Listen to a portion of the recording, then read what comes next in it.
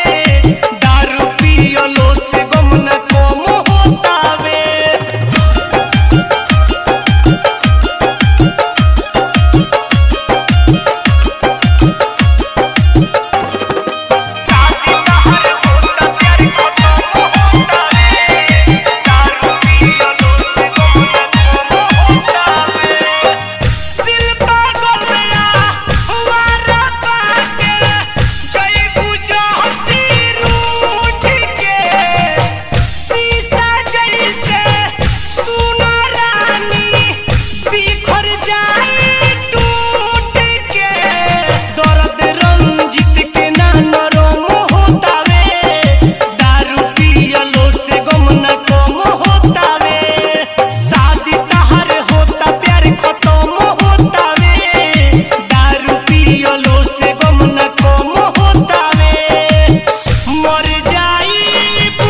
मर जाइबू पी पी के मर जाइबू शादी तहर होता प्यार खत्म होता वे दारू पियलो से गम न कम होता RK Recording Studio, Gopalganj.